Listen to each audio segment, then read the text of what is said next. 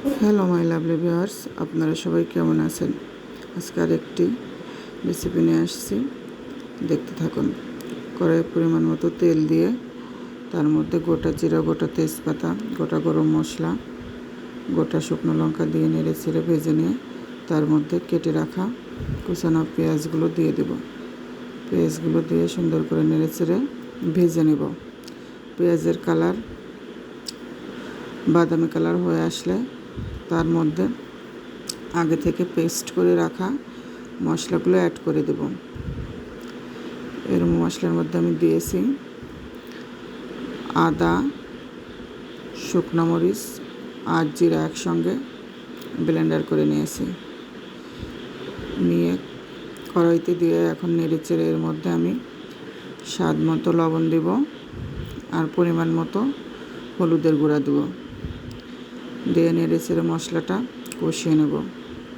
মশলা থেকে যখন তেল ছেড়ে আসবে ওর মধ্যে আমি আগে থেকেই খাসির মাংস সুন্দর করে ধুয়ে জল ঝরায় রাখছি, ওইটা অ্যাড করে দেব। এর মধ্যে খাসির মাংসগুলো ঢেলে দেব। ঢেলে দিয়ে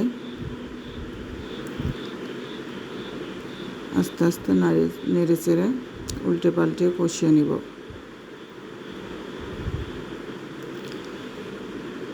একদম হালকা ঘরোয়া মশলা দিয়ে রান্না করব।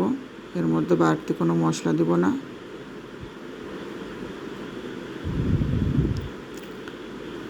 মাংসগুলো ঢেলে দিচ্ছি, দেখেন।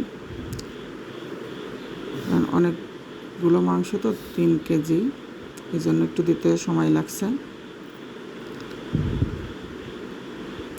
এখন খুন্তি দিয়ে উল্টায় পাল্টায় নেড়ে চেড়ে নিব। সমস্ত মশলা ঘরোয়া তৈরি, বাইরে কোনো বাজারের কোনো কেনা মশলা নয়। আপনারা এরকম ঘরের মশলা দিয়ে রান্নাটা বাসায় ট্রাই করবেন, খেতে অনেক সুস্বাদু হবে। দেখেন আমার মাংসটা প্রায় কষানো হয়ে আসছে, কালারটা কত সুন্দর হয়েছে না? এখন নেড়ে চেড়ের মধ্যে আমি পরিমাণ মতো ঝোল অ্যাড করে দেব।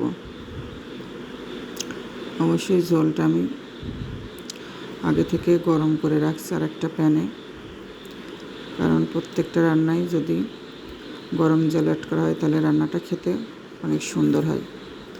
দেখুন এখন আমার খাসির মাংসের রান্নাটার ফাইনাল লুক, কত সুন্দর কালার হয়েছে না? এখন এর মধ্যে কয়েকটা চেরা কাঁচা লঙ্কা দিয়ে দেব আর ভাজা মশলার গুঁড়া অ্যাড করে দেব।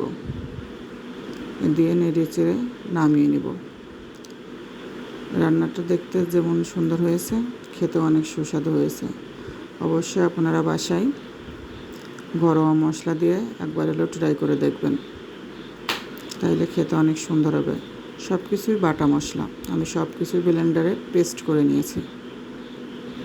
এর মধ্যে শুকনা মরিচ আস্তটাও পেস্ট করে দিয়েছি, এই জন্য যেমন কালারটা হয়েছে, দেখতেও লোভনীয় হয়েছে, খেতেও লোভনীয় হয়েছে।